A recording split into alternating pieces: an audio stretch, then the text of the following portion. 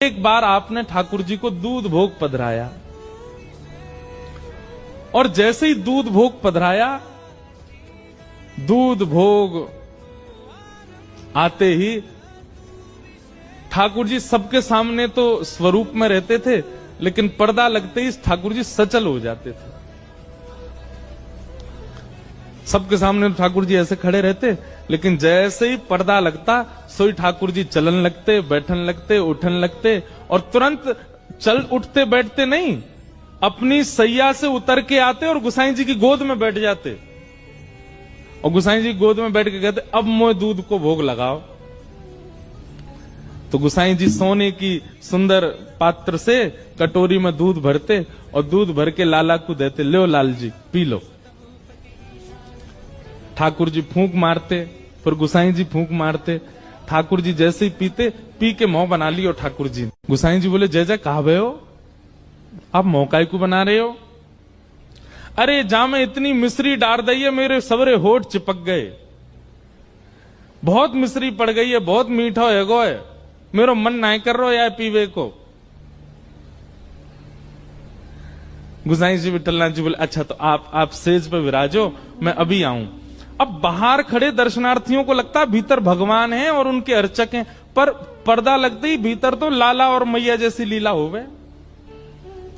ठाकुर जी को फिर उठाते हैं, सेज पर खड़ा करते हैं, ठाकुर जी फिर ऐसे खड़े हो जाते हैं सबके लिए। और जैसे पर्दा खुले ठाकुर जी ऐसे सब कहें, जय हो गोवर्धन नाथ की जय हो। अब गुसाई जी दौड़े दौड़े रसोई में जामे, दूसरा दूध तैयार करें और वहां में नेक नेक मिश्री डालें, ज्यादा मीठो नहीं करें।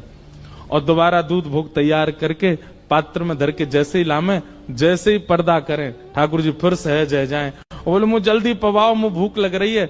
गुसाई जी बैठ जाएं, अपनी गोद में इत्र लगावें, फिर ठाकुर जी आके बैठे, कटोरी में भर के, लो लाला पियो।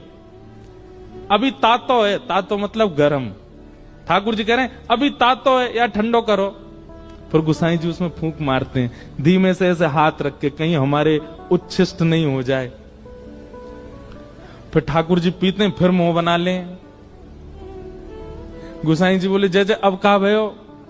बोले, अब तो जे खारो ही रहेगो, अब तो यम मिश्री ना है, अब ये मीठो ही ना लग रहा मुंह को, अब ना पी रो। ऐसे नखरे करें ठाकुर जी गुसाई जी के साथ।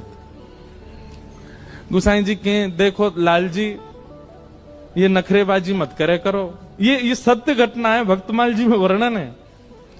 गुसाई जी कह रहे हैं ऐसे नखरे मत करे करो, कभी क्यों मिश्री ज्यादा है, कभी क्यों मिश्री कम है, दूध ना पीनो तो ऐसी मना ना, पीनो तो है पर आनंद ना आ रहा, मुझे सुख ना मिल लो यहां में। गुसाई जी बोले, रुको फिर ते कछु करूं। फिर ते उठा के खड़े किए, फिर यूं खड़े है गए, पर्दा खोल के गए मंदिर में जाके, रसोई घर में जाके, अब तीसरा दूध ओटायो, बा में मिश्री डारी ना, दूध ओटा के दूध अलग लाए, मिश्री अलग लाए, और ठाकुर जी के सन्मुख पधरा के बोले, जे रही मिश्री जे रही दूध, अपने आप मिलाओ, जितनी चाहिए पी लो।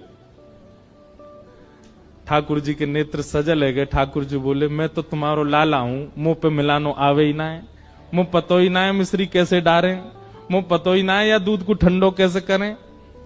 आप मुंह को लाला मानो ना, लाला अपने आप दूध पीवे, वो तो मैया पिवावे सोई पीवे।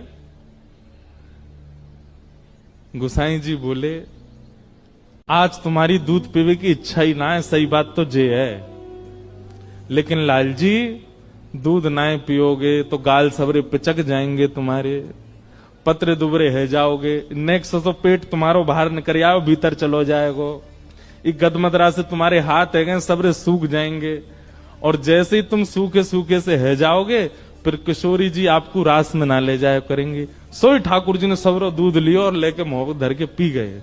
वो नाय में पत्रो ना होंगे, मुंह तो तगड़ो है नो है। ऐसे श्री गुसाई जी, ठाकुर जी ऐसी लीला करते उनके साथ।